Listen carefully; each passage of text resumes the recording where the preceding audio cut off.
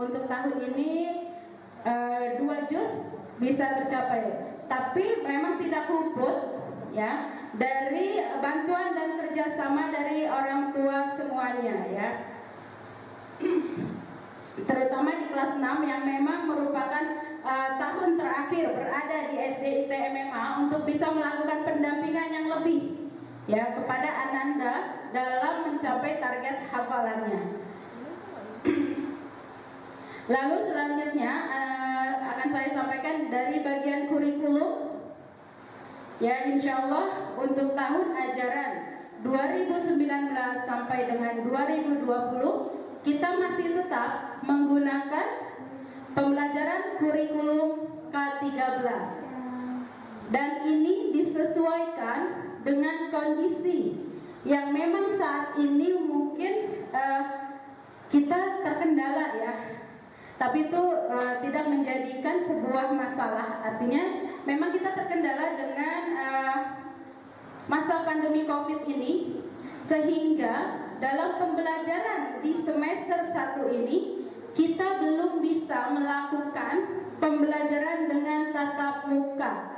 Ini sesuai dengan yang diinstruksikan oleh Dinas Pendidikan bahwa kita masih melakukan pembelajaran dengan BDR atau belajar dari rumah menggunakan berbagai aplikasi yang insya Allah kita semua, apakah itu siswa, orang tua ataupun guru, sama-sama belajar. Ya, insya Allah ya, ini semua ada hikmah baiknya ya, ada hikmah positif dari apa yang memang terjadi. Ya, jadi seperti yang sudah kami sampaikan. Ya, jadwal pelajaran pun sudah kita sesuaikan dengan jadwal daring. Artinya, mohon ayah dan bunda untuk bisa mencermati jadwal yang sudah kami berikan. Ya, di situ ada jadwal dalam setiap mapel hanya 30 menit. Artinya itu untuk penyampaian materi agar konsepnya tersampaikan kepada siswa. Apakah itu dilakukan secara offline ataupun secara online? Ya, jadi di sini guru-guru SD MMA sangat luar biasa mempersiapkan itu semua gitu ya. Dan mohon kerjasama juga dari ayah dan bunda di rumah. Kalau merasa keberatan, insya Allah kita ya, tim dari SD IT MMA ini sudah berusaha maksimal bagaimana caranya agar kita pun tidak terlalu memberatkan orang tua yang ada di rumah. Jadi sesuai dengan jadwal di situ juga sudah saya plot, bahkan anak-anak ya, karena memang BDR itu kan bukan berarti liburan ya. Mohon maaf ayah bunda, itu bukan liburan, tapi merupakan proses belajar yang tetap dilakukan penilaian oleh guru, dan kita juga tetap mempunyai target sesuai dengan target dari Dinas Pendidikan. Ya, di situ kita sudah memplot ada kegiatan sholat duha, lalu ada snack time, sampai pada isoma, istirahat sholat dan makan, ya, dan ada juga pengerjaan tugas. Artinya ketika pemberian materi di awal, ya, di awal menit-menit awal itu bukan berarti Ananda harus langsung mengerjakan soal saat itu juga. Jadi apa materi yang sudah diterima untuk dipelajari, dan waktu pengerjaannya pun sudah kita plot di situ. Waktunya itu setelah pembelajaran secara daring selesai. Yang paling lama memang ada di kelas 6, insya Allah sampai pukul 10:30 sebenarnya, sesuai dengan jadwal daring yang saya berikan. Dan setelah itu Ananda di rumah bisa mengerjakan tugas. Dan waktu pengumpulan tugasnya sampai pukul 15. Insya Allah itu sudah kita sesuaikan. Dan kita pun fleksibel, ya bunda. Perlu diketahui untuk waktu pengumpulan penugasan kita pun fleksibel. Artinya ini bisa disesuaikan karena kami pun paham ya. Untuk kelas rendah yang masih dalam pengawasan orang tua, terkadang pengumpulan tugas pun harus menunggu dari orang tua, gitu kan? Yang penting di sini yang kami minta itu ayah dan bunda bisa berkomunikasi, ya, berkomunikasi kepada wali kelasnya bahwa memang ayah dan bunda itu kerja. Di saya sendiri, ya bunda, untuk pengumpulan tugas jam 10 malam pun tetap saya terima. Begitu juga dengan guru-guru yang lain, ya. Jadi kesulitan yang memang ayah dan bunda rasakan, sebenarnya kita sudah berusaha maksimal bagaimana caranya supaya itu tidak menyulitkan, ya. Jadi saya mohon dengan sangat bantuan dan kerjasama dari ayah dan bunda di rumah, karena memang pandemi COVID ini tidak ada yang menginginkan, ya. Pandemi COVID ini sudah menjadi kehendak dan takdir Allah yang insya Allah semua pasti ada baiknya, ada hikmah balik di semuanya. Dan kuncinya memang kita diajak untuk lebih bersabar, ikhlas. Ya, selama ini mungkin ayah dan bunda dengan kesibukannya kurang waktu, ya, bisa jadi kurang waktu. Banyak anak-anak yang bercerita seperti itu, bunda aku sibuk, ayah aku sibuk. Nah, masa sekarang dengan perhatian yang sangat luar biasa, mereka pun akan mendapatkan sebuah perhatian yang dulu sempat hilang. Walau memang ada beberapa ananda sendiri yang curhat, ya, pernah curhat ke saya, aduh kangen dengan sekolah, dengan kegiatan teman-teman, dan juga kangen dengan guru-guru. Tapi itulah artinya, ya, insya Allah semuanya akan berakhir. Kita doakan saja bersama, ya, insya Allah virus ini akan segera pergi, ya. Dan selanjutnya untuk kegiatan kesiswaan semester 1 ini belum ada kegiatan kesiswaan untuk bisa mengumpulkan anak-anak, ya. Walaupun ini juga kita masih menunggu informasi dari Dinas Pendidikan. Sama seperti dengan pembelajaran tatap muka, kita pun sudah merancang, ya. Ada beberapa rencana pertemuan tatap muka yang akan kita lakukan, ya. Mungkin bisa jadi sepekan sekali saya harus mapping siswanya dan kelasnya, begitu juga dengan waktunya.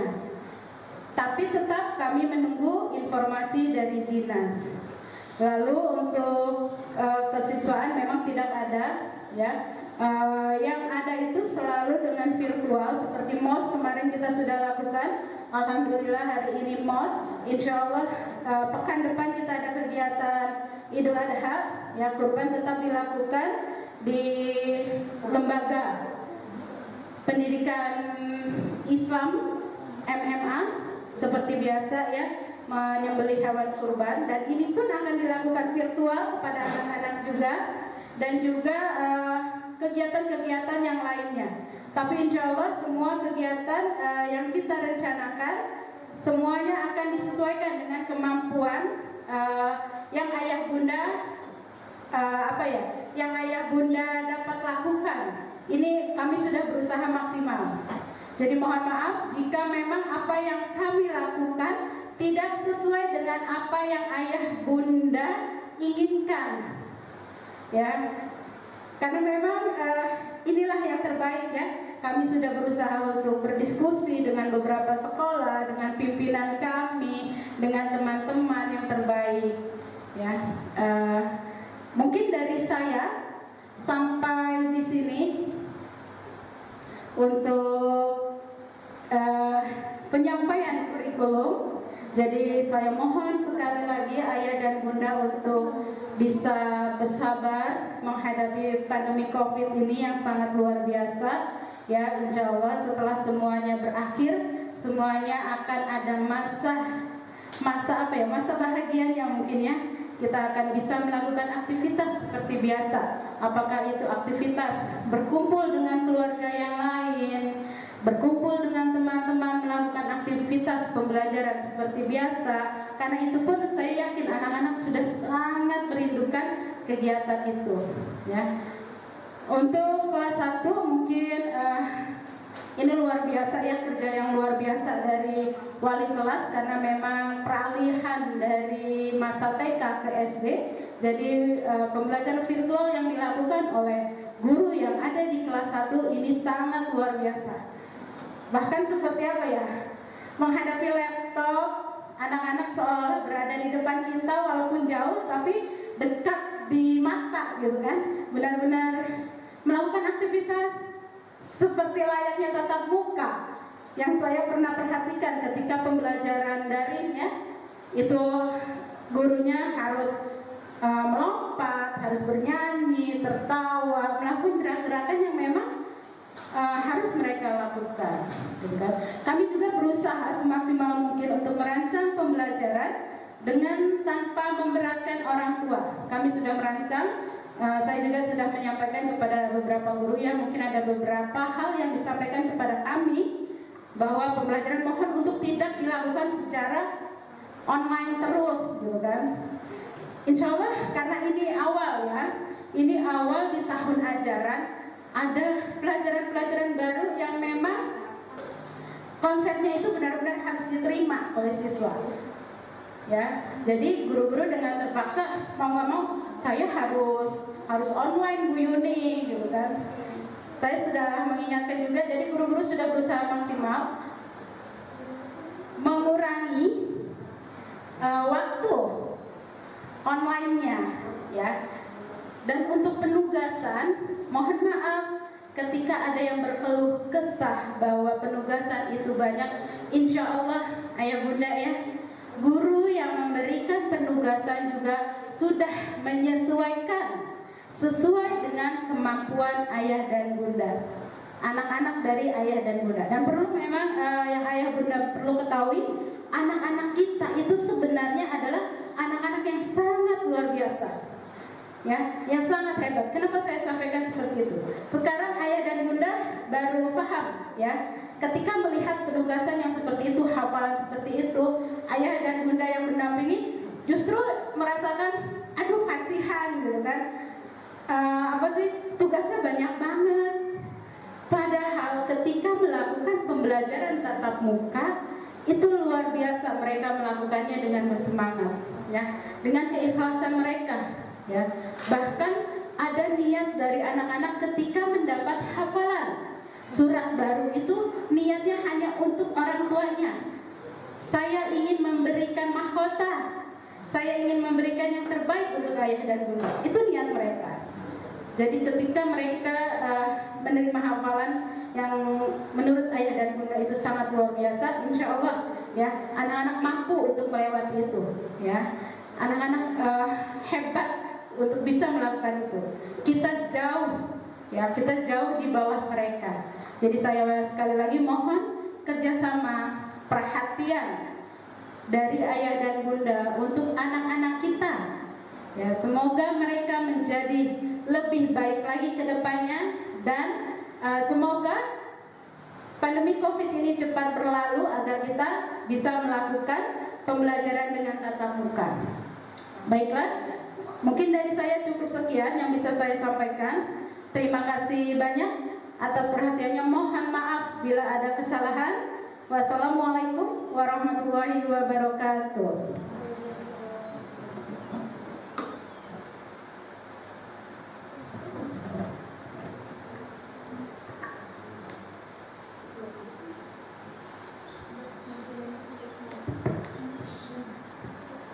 Jazakillah khairan katsiran kepada Ibu Kepala Sekolah SD ITMMA atas penyampaiannya yang sangat bermanfaat. Insya Allah kita dapat bersinergi dalam masa-masa pandemi, masa-masa sulit seperti ini. Baiklah, untuk mempersingkat acara selanjutnya, parenting session yang insya Allah akan disampaikan oleh Ibu Dr. Anda Eka Wadiarti MSI. Kepada beliau dipersilakan dengan segala hormat.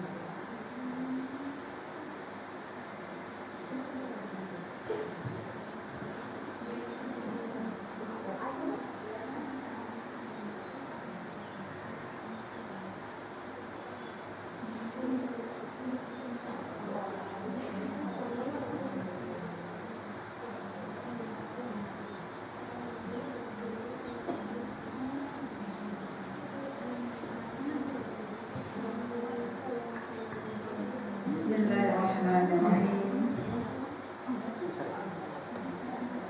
Alhamdulillahirabbil alamin. Asyhadu an la ilaha illallah wa asyhadu anna Muhammadan abduhu wa rasuluh. Allahumma shalli ala sayyidina Muhammad wa ala alihi washabbihi ajmain. Assalamualaikum warahmatullahi wabarakatuh. Alhamdulillah, pada pagi hari ini saya diberi kesempatan untuk bersama-sama menemani Bapak dan Ibu, khususnya adalah Bapak Ibu Guru SD ITMMA, kemudian TK ITMMA, serta yang kami banggakan adalah para orang tua siswa SD ITMMA dan TK ITMMA dalam kegiatan acara yang merupakan bagian dari acara kita bersama yang ada di Lembaga Pendidikan MMA, yaitu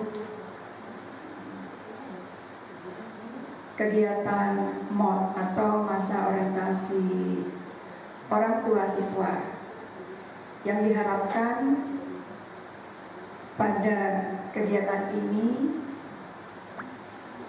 bisa memenuhi kebutuhan gambaran dari para orang tua siswa terkait dengan proses pembelajaran yang ada di MMA.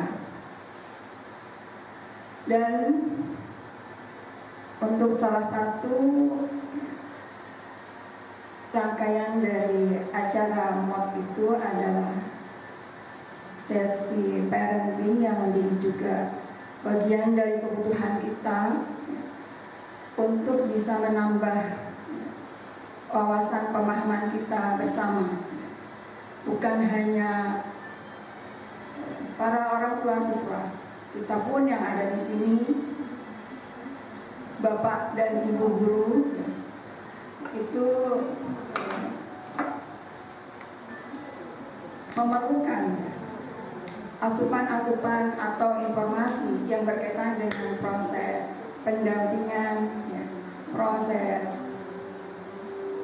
pendidikan, pengasuhan untuk anak-anak kita yang ada di Lembaga Pendidikan Islam Terpadu MMA. Jadi saya diminta untuk bisa mengisi salah satu bagian dari materi parenting tentang menjadi orang tua inspiratif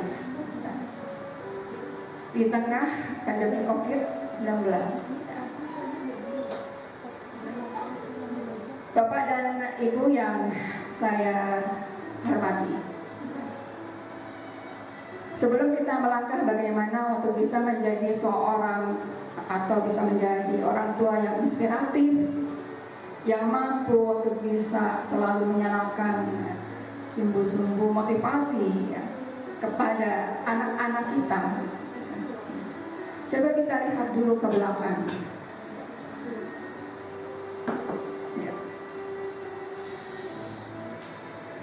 Kita lihat bagaimana urgensi dari orang tua yang inspiratif itu sendiri dalam kehidupan seorang anak. Dan dalam setiap perjalanan kehidupan, dalam perjalanan sejarah, fakta itu tidak dapat dipungkiri. Kenyataannya tidak bisa terbantahkan bahwa sesungguhnya kesuksesan dari orang-orang besar, tokoh-tokoh besar itu tak lepas dari sumbangan para orang tua siswa. The great power of parents. Ada kekuatan yang sungguh sangat luar biasa dari orang tua untuk menjadikan anak-anaknya itu menjadi anak-anak yang besar. Kita bisa mengambil contoh bagaimana sosok dari tokoh-tokoh besar yang berasal dari sentuhan ya, pengasuhan orang tua di rumah. Ada karena pengasuhan orang tua tunggal atau orang tua yang utuh antara ayah dan ibu pada saat mereka masih kecil. Kita lihat di sini ya, peran-peran mereka itu sungguh sangat luar biasa dalam sejarah Islam. Dan sekali lagi begitu sangat pentingnya kita para orang tua ya, untuk bisa menjadikan mereka anak-anak itu menjadi anak-anak yang tumbuh menjadi anak-anak yang solih-solihat ya, menjadi anak-anak yang nanti mampu untuk bisa memimpin dunia ya. Sekali lagi tidak pernah lepas dari peran orang tua. Bagaimana nanti anak ke depan tergantung dari kita. Kullu mauludin yuladu 'ala fitrah fa abawahu aw yahwidanihi aw nasranihi aw majusanihi. Anak itu mau kemana? Ya.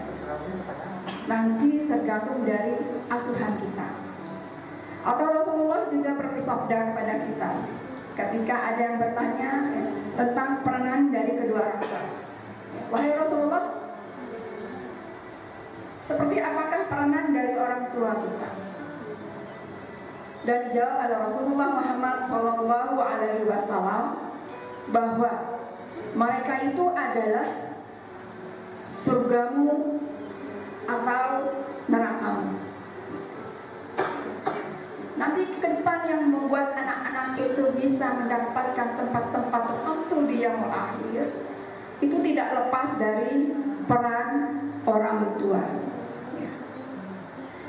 Jadi semoga kita bersama-sama berdoa ya, agar kita dimudahkan ya, untuk bisa mendampingi anak-anak kita, mengasuh mereka ya, membimbing mereka secara benar, secara baik, insya Allah, agar mereka bisa menjadi anak-anak yang tumbuh besar sesuai dengan harapan ya, di dalam agama kita, agama Islam.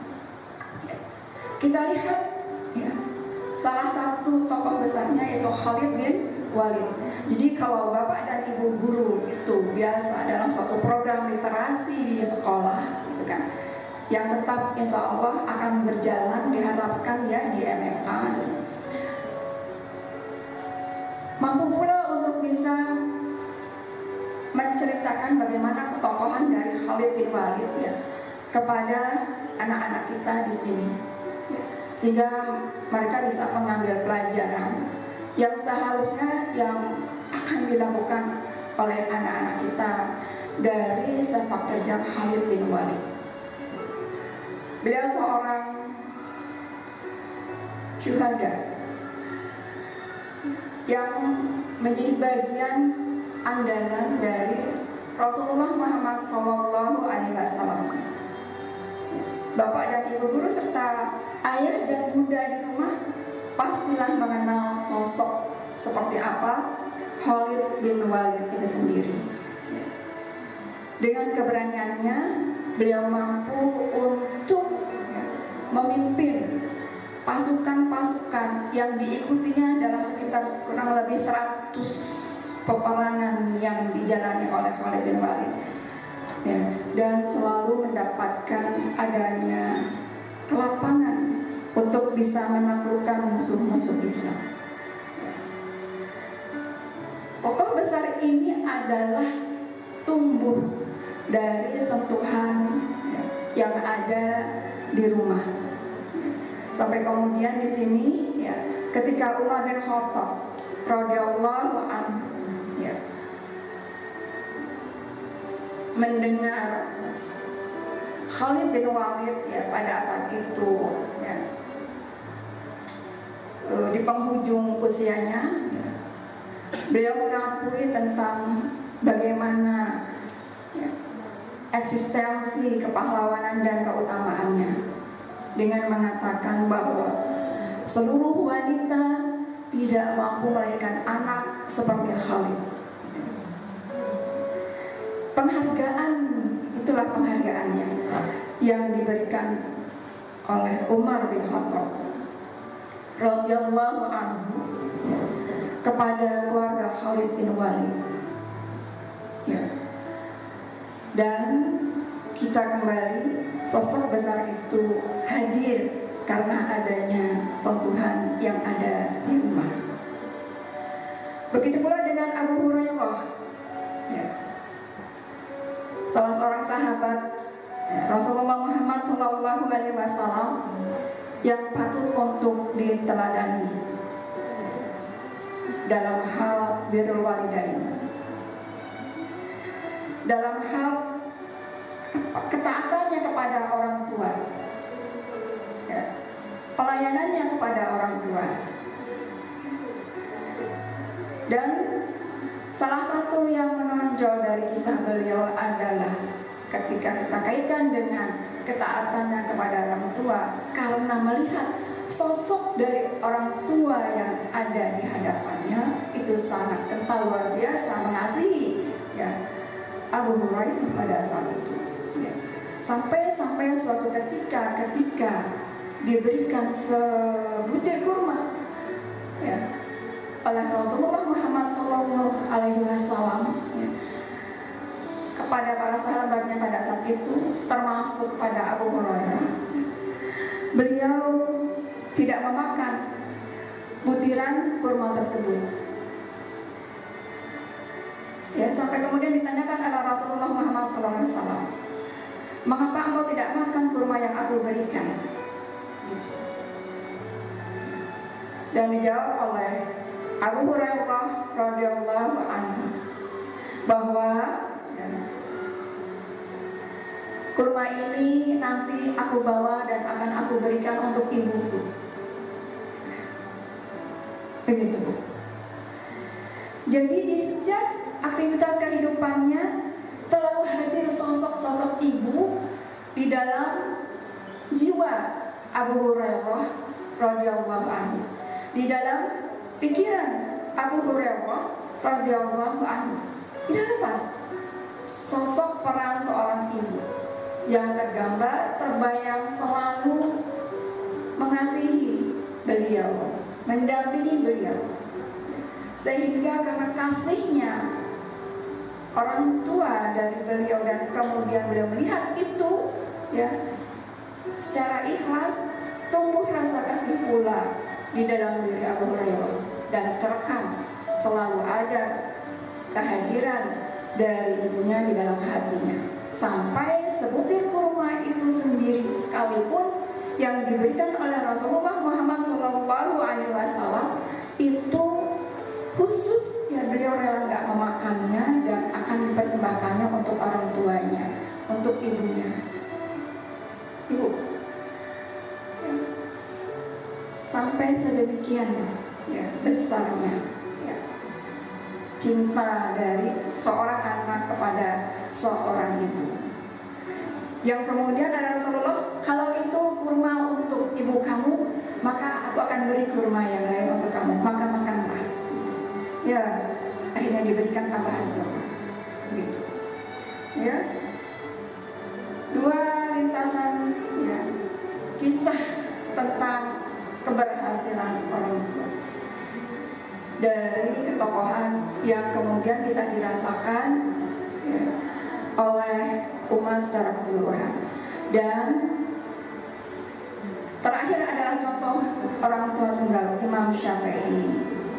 Beliau juga menjadi tokoh besar berkat sentuhan orang tua, seorang ibu, ya, yang selalu mendampingi proses pendidikan anaknya. Pada saat itu Imam Syafi'i masih kecil, selalu dibawa, ya, dari satu orang ke orang yang lain, dari seorang ustadz ke ustadz yang lain, agar anak yang selalu didambakan dan diharapkannya untuk bisa menjadi tumbuh menjadi anak yang soleh, ya, itu nanti ketika besar mampu untuk bisa terwujud. Seorang ibu yang tidak lelah. Kita bayangkan ya, dengan kondisi Medan yang pada saat sekarang, kalau kita bandingkan dengan Medan sekarang, kita orang tua di tengah kondisi COVID, dengan Medan orang tua pada saat itu jauh ya, lebih besar tantangannya. Tetapi itu tidak memutus ya keinginan kuat dari para orang tua untuk bisa menjadikan anak-anaknya itu bisa menjadi tumbuh besar, menjadi anak-anak yang soleh-soleh. Ya. Dan kita tahu pada akhirnya di usia yang masih belia, usia 7 tahun, ya, beliau hafal Al-Quran ya, dengan lancar. Ya. Imam Syafi'i radhiyallahu anhu. Setelah itu karya-karya besar lahir di usia yang masih belia. Kalau kita bandingkan dengan usia sekarang, anak-anak kita 7 tahun, 10 tahun, kita perlu bergesa mengejar supaya anak-anak kita itu mampu untuk bisa tumbuh seperti tokoh-tokoh besar yang sudah disediakan oleh Allah Subhanahu wa Ta'ala untuk kita. Di mana salah satunya di sini adalah Imam Syafi'i. Sampai kemudian beliau memberikan suatu penghargaan yang besar pula seperti Abu Hurairah memberikan penghargaannya kepada ibunya, ya, dan membuat syair khusus untuk orang tuanya, khusus untuk ibunya. Seperti itu. Jadi sekali lagi, mereka bisa besar seperti itu adalah dari tangan para orang tua, ya, dari tangan ayah dan bunda, dari ayah dan dari bunda, dan kemudian dibantu oleh institusi pendidikan yang ada, yaitu sekolah, yaitu dengan adanya peran bapak dan ibu guru. Ayah dan bunda yang saya hormati, bapak dan ibu guru yang saya banggakan, ya. Itu tadi 3 contoh besar bagaimana sosok besar yang lahir, yang pada akhirnya ketika dewasa menjadi sosok harapan umat, bermanfaat bagi agama. Tapi kita tengok peran yang lain, ya, yang kita bisa mengambil hikmah dari kehidupan yang ada di sekitar anak-anak kita, itu mampu pula bisa membentuk bagaimana ke depan anak-anak dari kita itu menjadi sosok-sosok yang seperti apa. Kita lihat di sini, ya, di dunia yang lain, ya, kalau yang tadi dunia yang penuh dengan keindahan, ya, harapannya terwujud, ya, membuat hati kita merasa tenang, tentram dan damai. Tapi di sini, ya, seorang sosok Bill Bonanno, ya, putra dari Joe Bonanno. Dan kita tahu keluarga dari Joe Bonanno itu sendiri merupakan bagian dari keluarga di sana, ya, yang dalam aktivitas kehidupan, ya, keseharian mereka dipenuhi dengan, ya, kekerasan, ya. Jadi keluarga Bonanno memegang kuasa dalam pengawasan berbagai persiapan bisnis legal dan ilegal, dan kita tahu gambarannya seperti apa. Ya. Joe Bonanno itu sendiri, ya, ayah dari Bill Bonanno, itu bukan orang yang berpendidikan, berbeda dengan Bill Bonanno. Ya, dia orang yang berpendidikan.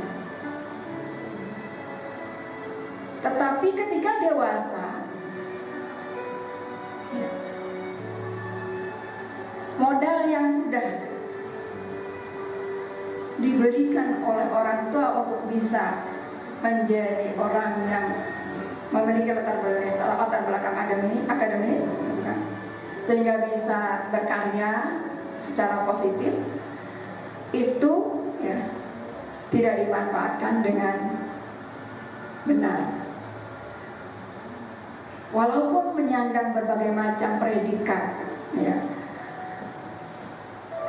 dalam bidang pendidikannya, tetapi pada akhirnya dia memilih kehidupannya ketika dewasa itu sama seperti kehidupan yang dijalani oleh ayahnya, yaitu Joe Bonanno. Menjadi apa? Menjadi bagian dari tim mafia. Kita tahu bagaimana sepak terjangnya. Mengapa Bill Bonanno memilih kehidupan yang seperti itu? Pastilah itu terinspirasi dari sepak terjang orang tuanya, terinspirasi dari ayahnya. Padahal dia bisa memilih profesi yang lain yang lebih bermartabat, tetapi pilihannya adalah sama dengan orang tuanya. Bapak dan Ibu guru, kita lihat kisah-kisah tadi ya, itu menyadarkan kita ya, begitu kuatnya pengaruh orang tua terhadap sosok kepribadian anak kita ke depan. Mau seperti apa anak kita ke depan? Tergantung dari kita, seperti dari hadis yang disampaikan oleh Rasulullah tadi.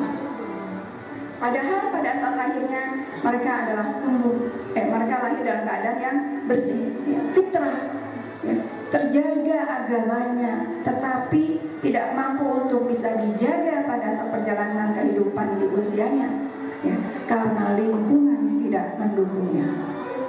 Jadi suka atau tidak suka,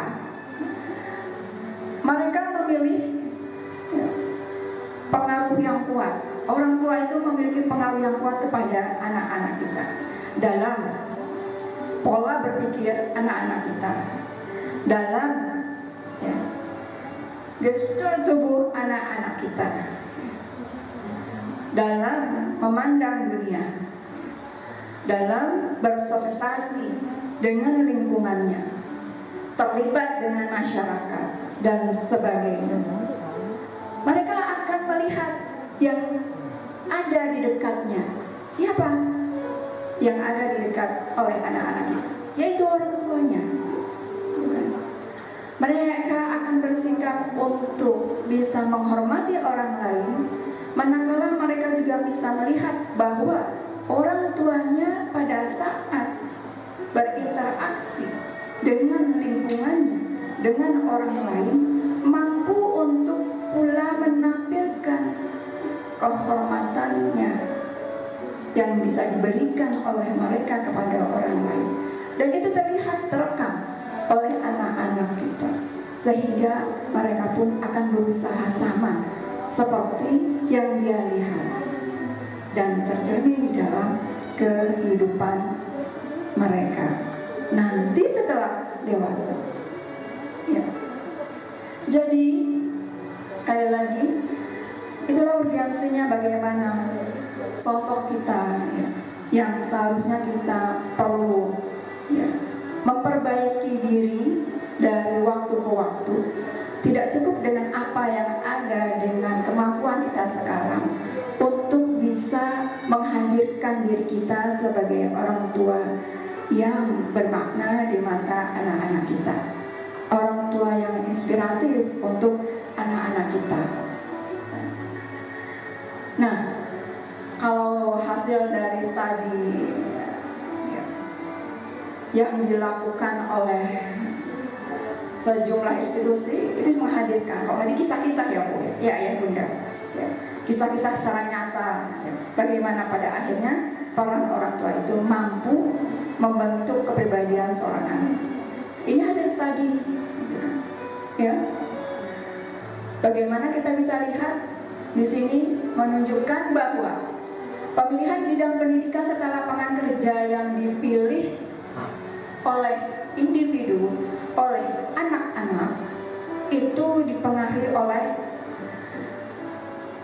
arahan orang tua mereka. Jadi orang tua tuh berpengaruh. Nak, kamu kesini aja. Nak, kamu ke situ aja. Ada yang kemudian anak mengikuti sesuai dengan bakat dan bidangnya, tetapi ada pula anak yang menolak. Ada yang mengikuti walaupun itu berbeda dengan bakat dan bidangnya, pada akhirnya ketika selesai ceritanya jadi berbeda. Bahkan kepuasan kerja individu ya, yang dirilis dari hasil ya, studi yang dilakukan oleh para tadi itu menyatakan juga kepuasan kerja dari seseorang itu dipengaruhi oleh bagaimana pengaruh hubungan para individu itu dengan orang tuanya. Jadi ada pengaruhnya yang kalau kemudian di rumah memiliki hubungan ya, individu dengan orang tuanya baik, akan berpengaruh pula kepada bagaimana kepuasan kerja dari individu, bagaimana kinerja dari individu tersebut. Ya. Setelah banyak lagi contoh-contoh yang lain. Ya.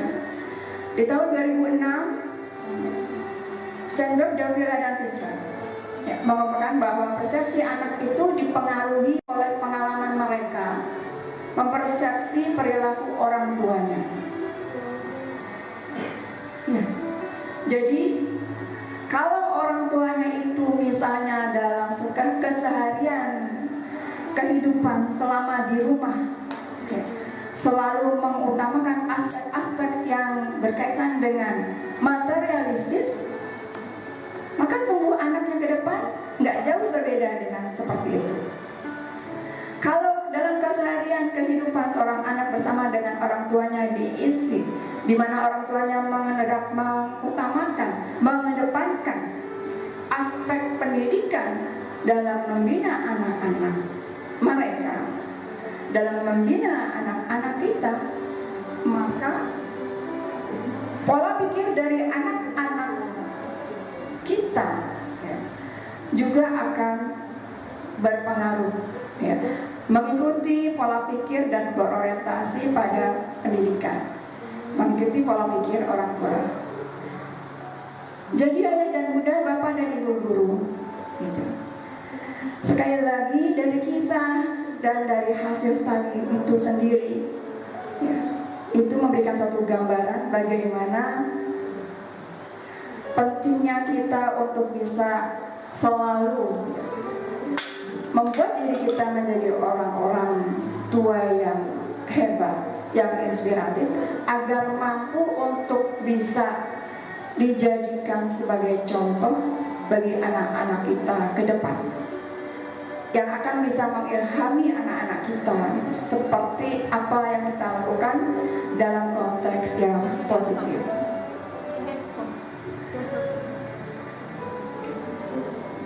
Ayah dan bunda yang saya banggakan dan bapak dan ibu guru yang saya hormati ya.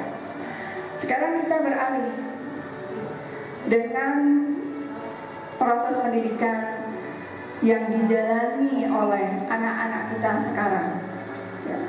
Di mana dalam bulan-bulan sebelumnya, yaitu sekitar bulan Maret ya, masih dalam kondisi yang normal, kita merasa nyaman ya, mendampingi anak-anak kita ya, belajar ya, di rumah dan di sekolah. Bapak dan ibu guru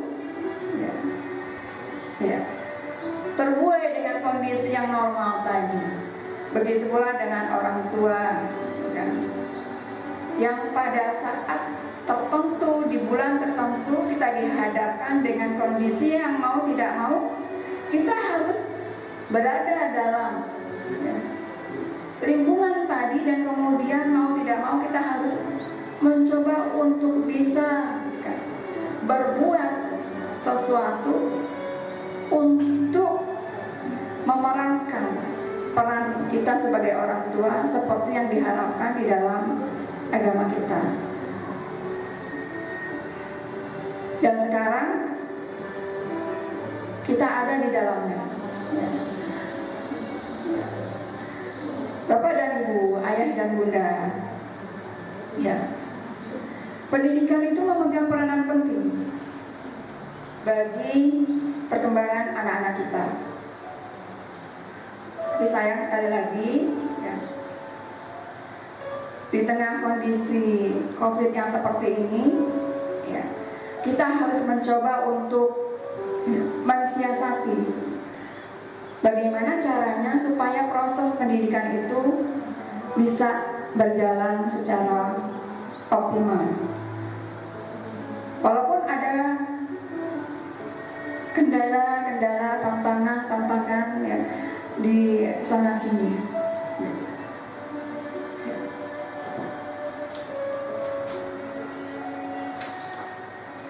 Kalau kita mensikapi dengan kondisi yang sekarang, ya, kita selalu berhusnuzon pada Allah Subhanahu wa taala bahwa pastilah dengan kondisi yang seperti ini ada hikmahnya, gitu kan?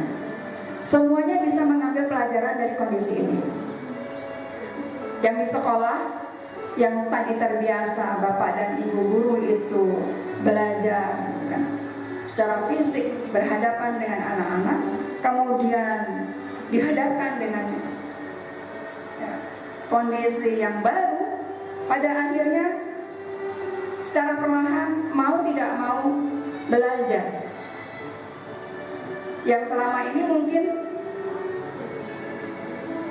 belum disentuh karena kesibukannya menemani anak-anak di rumah, ya. Pada akhirnya belajar untuk berinteraksi dengan internet. Padahal ya itulah dunia kita sekarang, ya. Memasuki era yang 04, ya.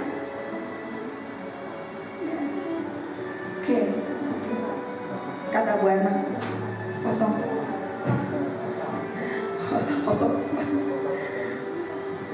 Ya.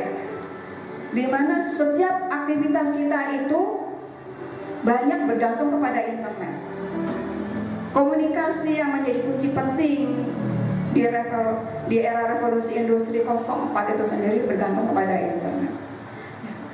Semula kita belum menyentuhnya di sekolah. Mungkin hanya bapak dan ibu guru yang muda-muda yang kemudian senang dengan berselancar di internet itu selalu berhubungan dengan dunia internet. Ya. Pada akhirnya ketika kita berhadapan dengan COVID itu sendiri, ya, kita secara perlahan belajar. Termasuk pula dengan orang tua. Ya. Orang tua juga belajar pada akhirnya untuk bisa, ya, mendampingi putra dan putrinya, ya, belajar di rumah. Karena mau tidak mau, memang seperti itu yang harus dijalaninya. Bahwa anak-anak kita sekarang itu untuk waktu-waktu tertentu, ya, diharuskan untuk sementara belajar di rumah. Berarti di situ ada peran penting orang tua yang harus juga pula dijalani, ya, untuk bersama-sama mengasuh, membimbing, mendidik anak-anak kita bersama dengan para bapak dan ibu guru yang ada di sekolah. Ya. Jadi ayah dan bunda pun mau tidak mau harus mencoba untuk bisa memberikan satu role model, ya, contoh model yang bisa diaplikasikan di dalam kehidupan anak-anak, bahwa sesungguhnya di tengah kesulitan anak-anak yang belajar di rumah itu dia juga melihat sosok orang tuanya yang selalu bersemangat untuk bersama dengan mereka.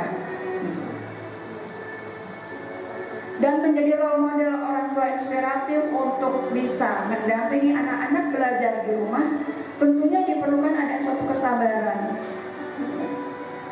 Karena kita bisa mendengar kisah-kisah bagaimana perjalanan pendampingan para ayah dan bunda ketika proses pembelajaran di rumah.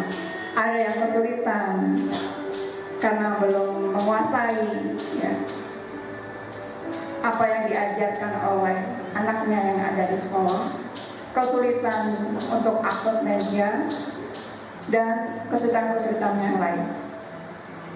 Tetapi sekali lagi bahwa kita dituntut untuk selalu ya, bersama dengan mereka sehingga mereka selalu termotivasi. Ketika kita menjadi role model orang tua yang inspiratif, maka insya Allah kita akan mampu memotivasi anak-anak kita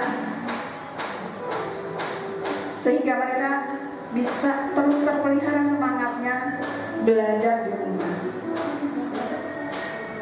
Nah, ayah dan bunda, seperti apakah yang akan bisa kita lakukan ya, supaya mereka bisa tetap enjoy, senang, bersemangat ya, belajar di rumah gitu kan, dengan buku-buku yang ada di hadapannya, dengan ya, internet ya, yang diselancarnya dan dibantu oleh ayah dan bunda. Kita lihat yang pertama ya, peran kita agar kita bisa menjadi powerful, menjadi orang tua yang inspiratif. Apa yang akan kita lakukan? Yang pertama, kita mengupayakan supaya diri kita sebagai ayah dan bunda untuk mereka anak-anak kita ya, selalu dalam keadaan yang helpful, menawarkan bantuan ya, menawarkan ayah dan bunda bantuan untuk anak-anak kita. Jadi ketika anak-anak itu belajar di rumah, biarkan mereka belajar dengan melatih kemandirian mereka sesuai dengan yang telah direncanakan oleh kita para orang tua dengan mereka, kapan waktu-waktu belajarnya. Begitu kita memantaunya, kita memfasilitasinya, dan ketika manakala anak-anak itu terbentur dengan permasalahan dalam proses pembelajaran, kita pun menawarkan bantuannya. Jadi di sini ayah dan bunda, sekali lagi bahwa sesungguhnya diperlukan adanya satu kesabaran untuk kita ya, melihat bagaimana anak-anak supaya bisa tumbuh menjadi mandiri, termasuk kemandirian dalam proses belajar. Kita lihat dulu, apakah kesulitan yang dihadapinya itu misalnya mampu untuk bisa diselesaikan oleh anak-anak kita ya. Kita urai satu persatu secara bertahap. Sebaiknya bagi kita adalah jangan sampai kemudian ketika itu anak-anak kita berada dalam kesulitan, mama nggak bisa nih misalnya ya, PR yang dikasih sama bu guru susah banget, matematika misalnya ya, akar-akaran tuh kelas 5 dan kelas 6 nggak ngerti nih akar sekian, akar 74, soalnya juga susah, soal cerita.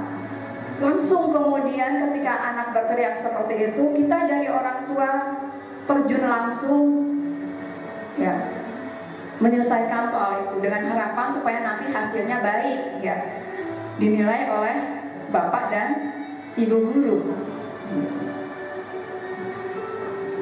Jadi dengan cara seperti itu justru akan bisa mereduksi kemampuan dari seorang anak, kemampuan anak-anak kita.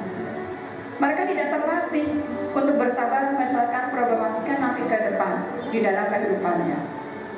Sehingga ketika baterai seperti itu langsung dikerjakan oleh ayah dan bundanya, selesai dikasih ke ibu gurunya atau ke bapak gurunya. Tetapi yang terbaik adalah kita mencoba untuk menawarkan, sekali lagi, bantuannya itu seperti apa. Nah, mana yang susah? Soal apa? Kita coba untuk bantu mereka secara bertahap, ya, sehingga nanti akan terlatih, ya, kemandirian belajar dari anak-anak kita. Kemudian yang kedua adalah easygoing, untuk bisa menjadi lebih mudah bergaul dengan anak. Sekali lagi tadi disampaikan kepada kita bersama bahwa sesungguhnya kita berhusnuzon. Ini merupakan situasi yang bisa kita ambil positifnya, gitu kan, bahwa momentum, ya, COVID pada saat sekarang itu membuat kita bisa sesungguhnya lebih dekat sama dengan anak-anak kita.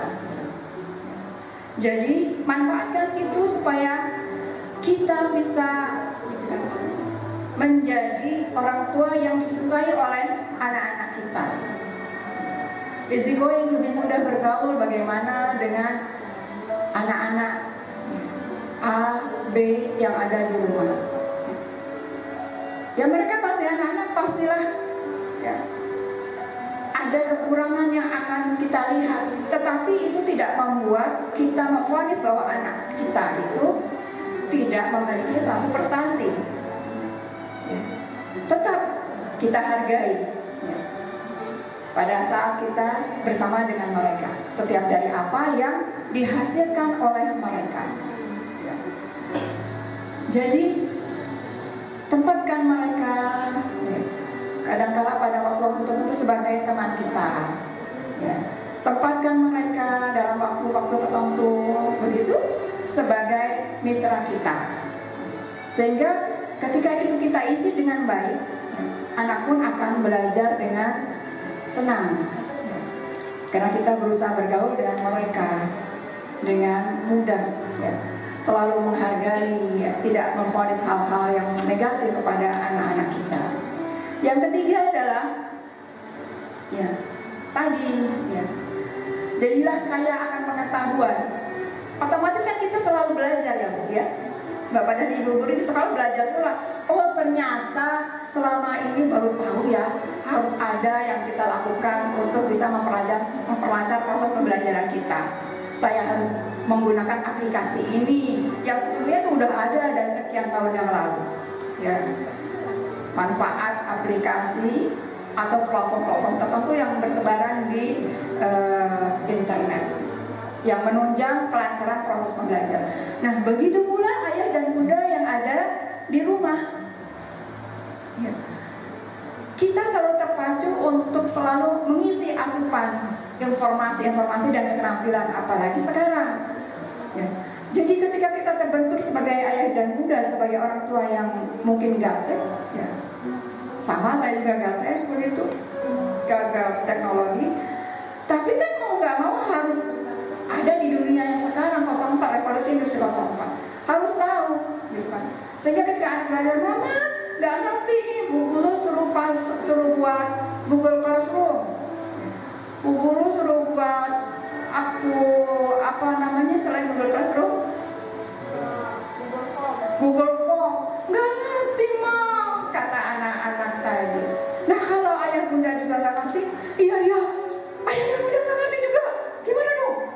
Nah, sama-sama panik, anaknya kemudian menjadi apa ayah dan bunda, bapak dan ibu guru? Ya udah, mama aja nggak bisa, begitu ya.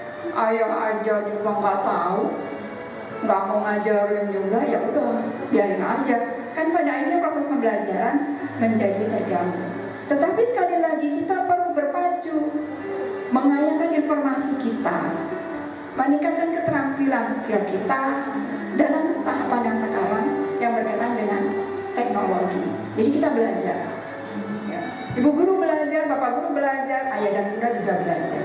Informasi yang berkaitan dengan perkembangan teknologi, informasi yang berkaitan dengan COVID, apa sih COVID itu sendiri, seperti apa makhluk itu, bagaimana, gitu kan. dampak-dampaknya yang sampai saat sekarang itu masih tetap selalu ada menemani kita di dunia ini. Dan kemudian mudah-mudahan segera berakhir, kita berharap dan berdoa. Ya, jadilah kaya akan pengetahuan, reserve poor. Be reserve poor. Kalau kita berhenti dengan kemampuan kita, kita akan tertinggal, anak-anak kita akan menjadi malas untuk belajar, tidak termotivasi untuk belajar. Sehingga sekali lagi kita harus meningkatkan kapasitas kita, kompetensi kita. Gak masalah, ibu-ibu yang ada di rumah punya waktu yang besar, ayah dan bunda yang di rumah punya waktu yang besar untuk belajar, ya. Supaya bisa sekali lagi ya, memenuhi kebutuhan anak-anak kita belajar di rumah. Dan kemudian yang keempat adalah komunikasi yang intens terhadap anak-anak kita dan juga terhadap institusi lembaga pendidikan sekolah. Komunikasi yang aktif, ya. Ini menjadi kunci yang penting.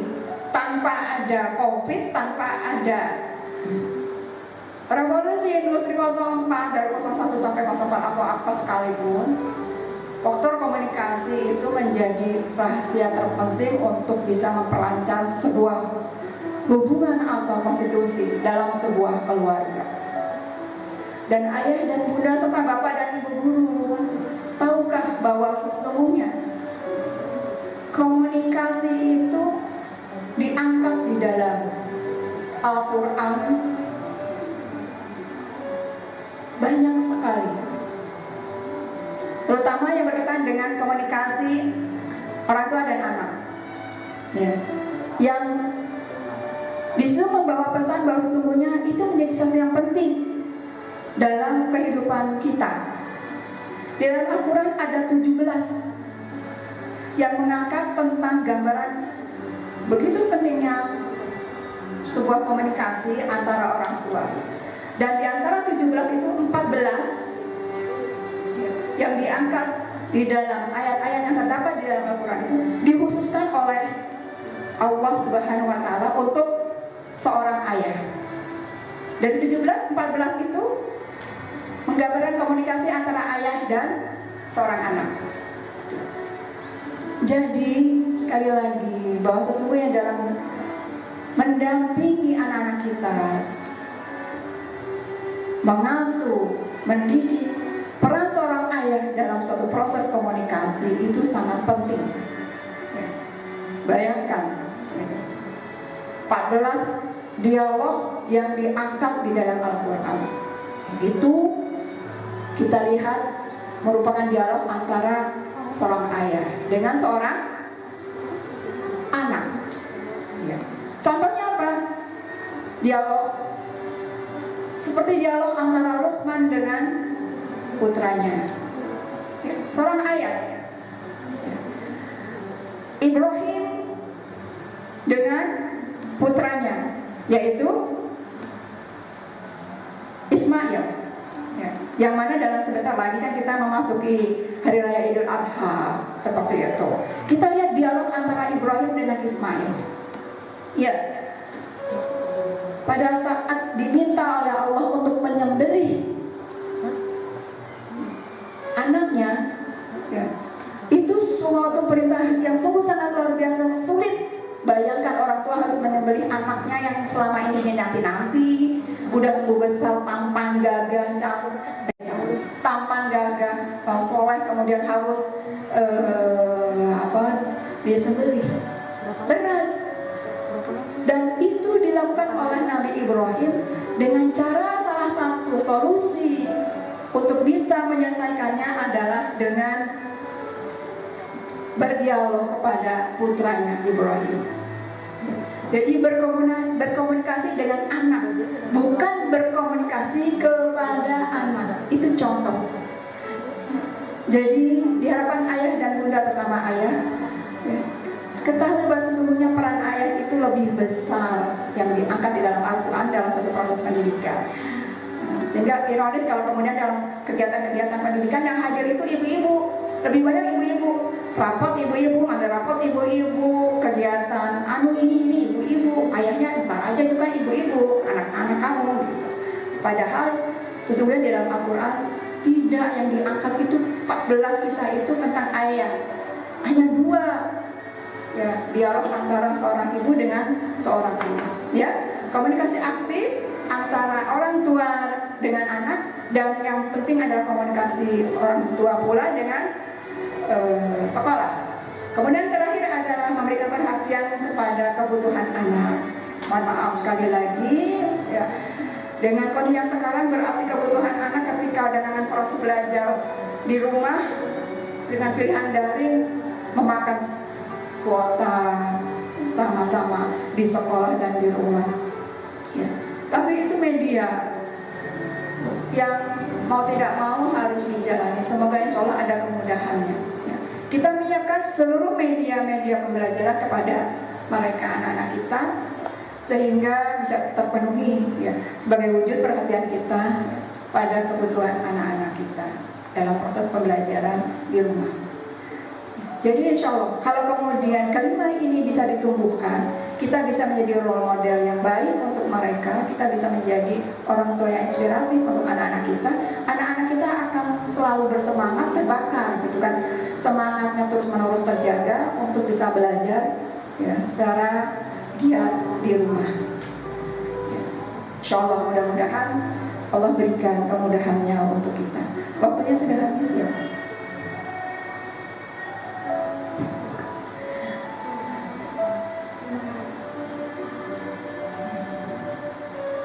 Kata Ibu Panitia ya. Oh ya, 5 menit lagi. 5 menit lagi diisi dengan sesi tanya jawab atau seperti apa? Kenapa? Kalau Ibu tertarik membahas yang nomor 4 ini, wah, cobalah untuk bisa digiatkan gitu ya. Bagaimana proses komunikasi itu bisa berjalan ya, antara orang tua dengan sekolah, antara orang tua dengan anak, khususnya juga para ayah ya, yang ternyata seorang ayah itu ya, sangat ditunggu perannya dalam proses pendidikan ke depan ya, terhadap anak-anak mereka. Kami cukupkan, saya cukupkan terdahulu. Pak Irman cukup? Ya, baik. Terima kasih. Wallahu a'lam bishawab. Assalamualaikum warahmatullahi wabarakatuh.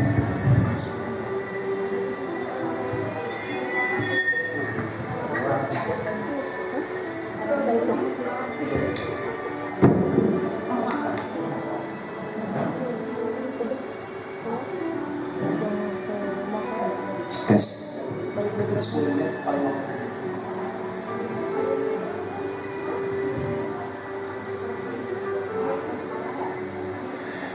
Bismillah, jazakillah khairan kasiran kepada Ibu Dr. Anda Eka Mulyarti atas penjelasannya yang sangat memberikan kita inspirasi bagaimana menjadi orang tua yang inspiratif bagi anak-anak kita. Dan yang paling nempel di benak saya adalah bagaimana kisah dari tokoh-tokoh besar Islam, Imam Syafi'i, Abu Hurairah, yang memberikan kurma kepada ibundanya, kurma dari Rasulullah, yang Masya Allah sangat kita rindukan. Bentuk kasih sayang seorang anak kepada ibunya yang luar biasa. Jazakillah khairan sekali lagi pada Bu Eka. Selanjutnya sesi pertanyaan akan diberikan waktu selama 5 menit bagi 3 orang penanya, dipersilahkan. Bisa diketik lewat komentar dari Google Meet ya.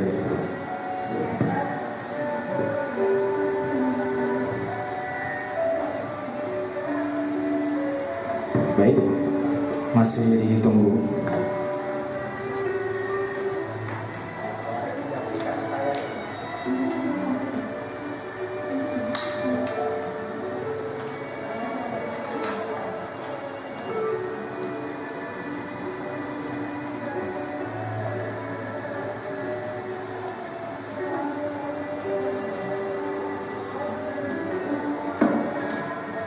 Ada satu pertanyaan kebetulan dari kelas saya, dari Bunda Astrid. bagaimana ya kalau ada kendala anak tidak ada yang sempat mendampingi, terus bingung mau nanya guru juga takut karena rata-rata ibu-ibu di kelas 5 kerja Pak. Waduh. Ya, apa dulu Ustaz?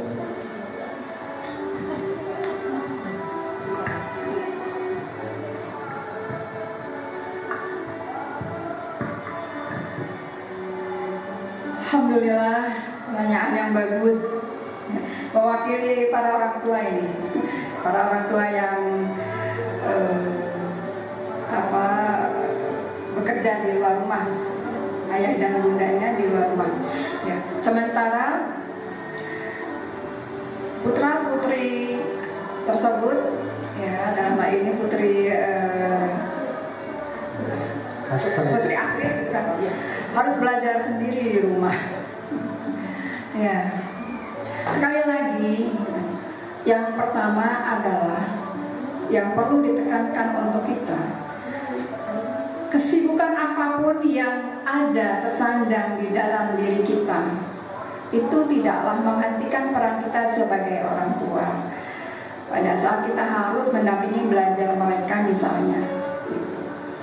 Jadi perlulah kiranya gitu kan, dengan kesibukan yang mungkin segunung yang dimiliki oleh kita, ya, apalagi ibu nih misalnya udah bekerja di luar rumah, harus juga bekerja di rumah, ditambah lagi kan sekarang tambahannya belajar menemani anak-anak gitu ya, tambahlah pekerjaan PR-nya. Walaupun sekali lagi catatannya bahwa itu bukan hanya pekerjaan ibu-ibu, tapi juga pekerjaan ayah dan bunda bersama-sama gitu. Jadi kuncinya salah satunya adalah untuk bisa mereduksi kesulitan itu, memulai tadi, cobalah untuk bisa sekali lagi ya, membuat jadwal kegiatan bersama-sama, membuat aturan bersama-sama, ya, dan kemudian disiplin untuk bisa menjalankannya. Jadwal dan aturan itu nggak kita buat semena-mena dari kita, tetapi sekali lagi kita komunikasikan. Tadi kan ya aktif communication. Ya, kita komunikasikan dengan anak kita, bukan kita komunikasi kepada anak kita. Artinya di sini apa? Kalau kita komunikasi dengan anak, kita ajak bicara anak-anak, kita ajak mereka untuk juga menyumbang setiap ide-ide dan pikirannya, kemudian kita hargai. Maka buatlah peraturan bersama. Hasilnya itu adalah produk dari mereka, kesepakatan anak-anak dengan kita. Jadi buat jadwal, karena waktu tidak akan bertambah 24 jam kan ya. Kalau kita telah merencanakan dengan baik setiap rencana, jadwal dan aturan itu, cobalah untuk disiplin menjalankannya. Kapan misalnya untuk bisa ya anak-anak itu belajar di rumah, pagi kita sudah berangkat, berarti sore kita baru sampai bertemu dengan anak-anak kita. Kapan pula kita gitu kan mencoba untuk mendampingi mereka, tetap ada waktu. Tidak mereduksi peran kita untuk kemudian untuk tidak menemani mereka.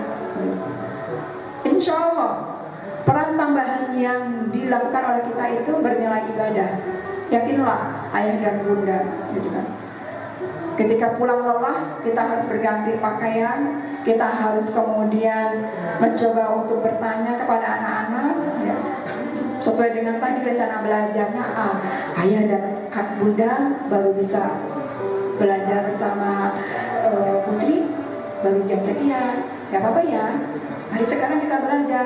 Itu kan kesepakatannya kan, mulai belajar, disiplin begitu. Insya Allah ya, itu akan bisa membantu begitu, tetap membantu anak-anak itu bisa terpelihara motivasinya untuk belajar. Lelah, memang lelah bunda, tetapi lelahnya itu terbayarkan secara sempurna. Anak-anak kita itu menjadi anak-anak yang tetap bersemangat belajar dan kemudian berprestasi begitu.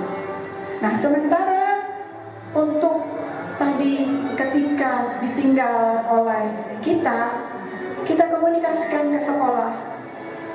Ya, disitulah pentingnya. Ya.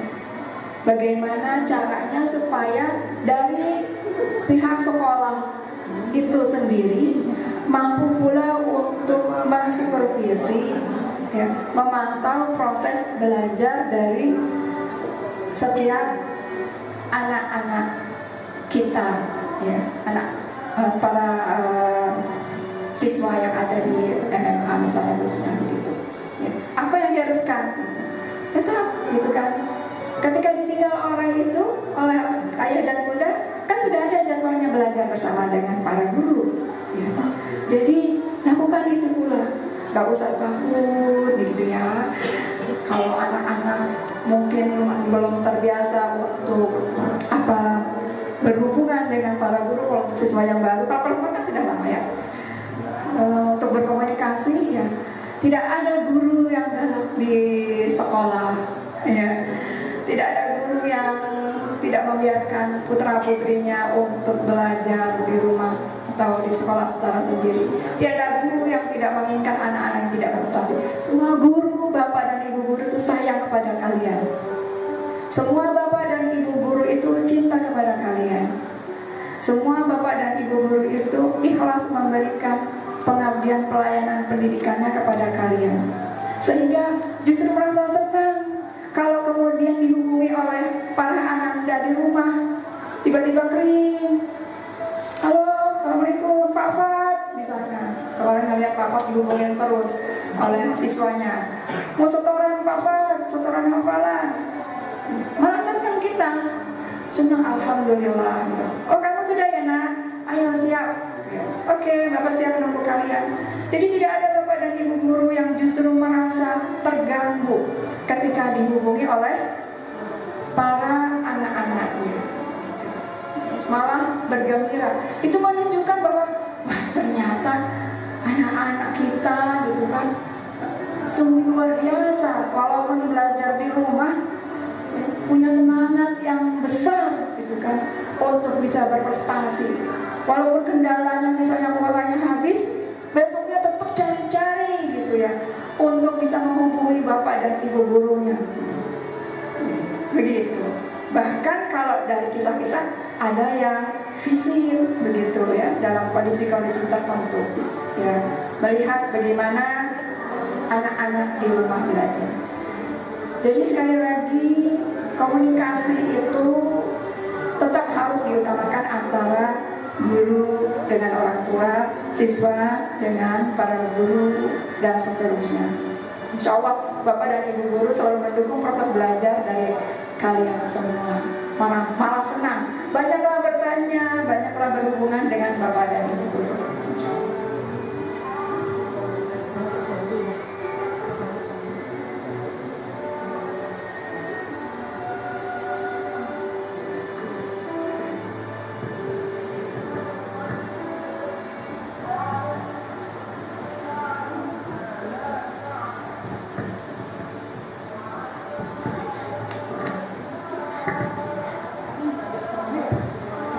Alhamdulillah, terima kasih kepada Ibu Eka Wadiarti atas jawabannya.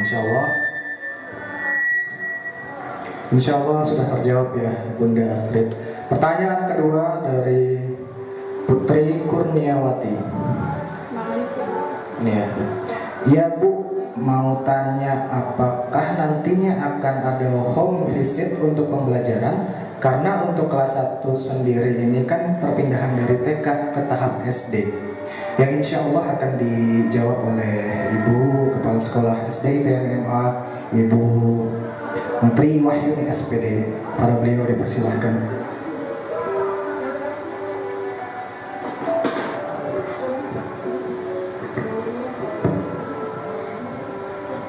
Oke, untuk pertanyaan dari Bunda Putri Kurniawati, kelas 1 ya, home visit untuk pembelajaran di kelas 1. Insya Allah, karena memang ini adalah peralihan dari TK ke SD dan kita belum melakukan tatap muka, itu sudah direncanakan untuk ananda kelas 1 dilakukan home visit pembelajaran. Ya, apalagi ketika Anda mempunyai beberapa kendala ya artinya. Jadi ini insya Allah akan dilaksanakan Bunda Putri ya untuk home visit pembelajaran di kelas 1.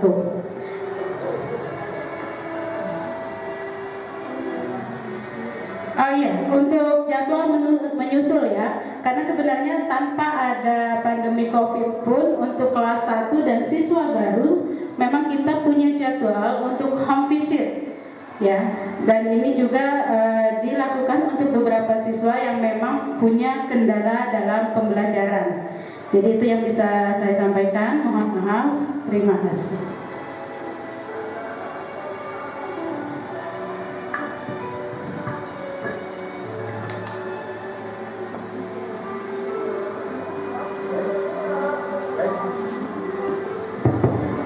Alhamdulillah, terima kasih jazakillah khairan kasiran kepada Ibu Kepala Sekolah SD ITMMA.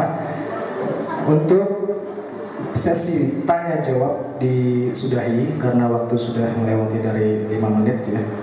Selanjutnya untuk menambah keberkahan acara kita pada hari ini, marilah kita mengangkat tangan kita berdoa kepada Allah agar kita senantiasa dilindungi oleh Allah dari segala macam mara bahaya.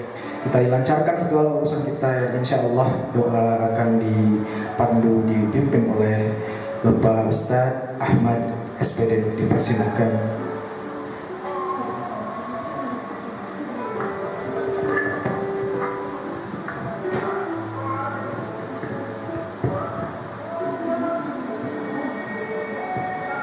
Bismillahirrahmanirrahim. Assalamualaikum warahmatullahi wabarakatuh. Ayah bunda, bapak dan ibu guru sekalian, marilah sama-sama kita angkat kedua tangan kita tundukkan kepala kita berdoa dan munajat pada Allah agar segala apa yang kita inginkan terkabul. Astagfirullahaladzim, astagfirullahaladzim, astagfirullahaladzim. Allahumma salli ala sayyidina Muhammadin fil awwalin wal akhirin wa sallim radhiyallahu ta'ala an kulli sahabati Rasulillah ajmain. Hamdan syakirin, hamdan na'imin, hamdan yuwafi ni'amahu wa yukafi'u mazidah. Ya Rabbana lakal hamdu wa lakal mulku wa lakal syukru kama yanbaghi li jalali wajhikal karim wa li 'azimi sultanik. Allahumma ighfir lana wa li walidayna warhamhuma kama rabbayana shighara wa li jami'il muslimina wal muslimat wal mu'minina wal mu'minat. Innallaha ta'ala lahu abwabur rahmah wal maghfirah fid dunya wal akhirah. Allahumma inna nas'aluka salamatan fid din wa afiyatan fil jasad wa ziyadatan fil 'ilm wa barakatan fil rizq wa taubatan qabla al-maut wa rahmatan 'inda al-maut wa maghfiratan ba'da al-maut.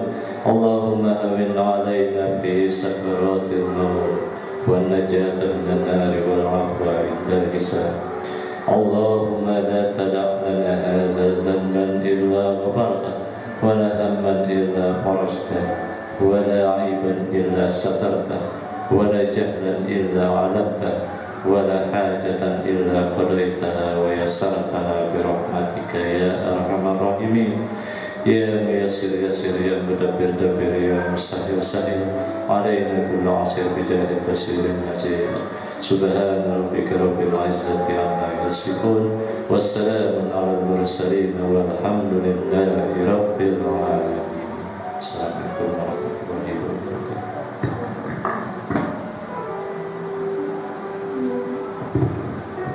Alhamdulillah, terima kasih jazakallahu khairan katsiran kepada Ustaz Ahmad Siful Bahri SPD. Alhamdulillah, bunda, ayah bunda sekalian, rangkaian acara telah kita lalui dengan lancar. Saya selaku MC apabila banyak kesalahan, kekurangan, mohon maaf sebesar-besarnya, terkhusus kepada ayah bunda, kepada rekan-rekan sejawat, rekan-rekan guru.